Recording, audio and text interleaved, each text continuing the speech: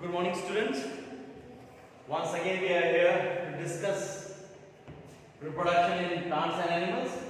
We were talking about asexual reproduction. This is the second part of asexual reproduction technique. We are going to talk about fragmentation and regeneration today. Both of these are more or less similar type of activity. In both the cases, the organism, in both the cases, the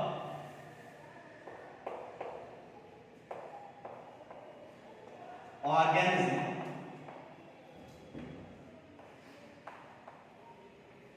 breaks down into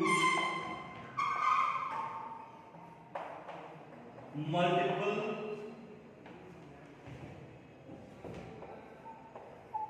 segments and each segment grows into a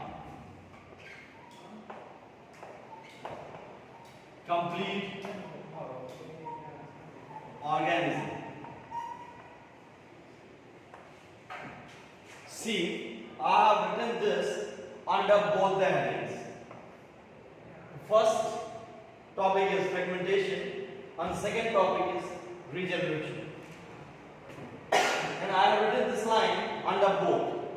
This means this statement is followed by both techniques, fragmentation and regeneration. There is a small difference. I will let you know. The organism breaks down into multiple segments, and each segment grows into a complete organism. See, the example here is planaria, and the example here can be spirogyra. Okay, I'm putting it into a box for your easy view. When I'm writing the same statement for both the topics, then where is the difference? First, let's see the thing how it happens is, suppose this is the planaria. What happens is, it breaks down into multiple segments. I'm ready? There is a complete organism which breaks down into multiple segments. Suppose one segment is, suppose this one, the another segment, and the last segment. Then the statement says each segment grows into complete organism. This means the last part of segment 1, the last part of segment 2, and the last part of segment 3 will get regenerated and eventually develop into 3 complete organisms. This is about regeneration. Similarly, exactly same diagram can be followed for spirogyra also. But the point of difference, where it lies, I am writing it down. The point of difference is, this is a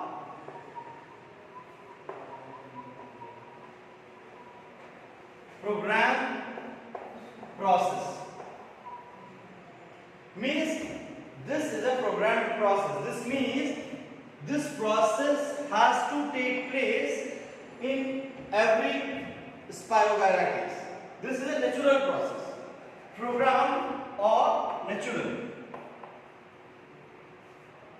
This is a programmed or natural process.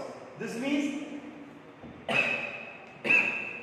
every spirogyra has to go through this process. This Spirogyra will be born, it will develop into adult, then it will divide into segments, and then each fragment will develop into a complete organism. This is a programmed or natural process, but this is an accidental process. This is an accidental process. This means this is not a natural way. Not every planaria will break down into segments and then develop into new organism. What will happen is, if in case by any means it gets broken down into 2 or more pieces,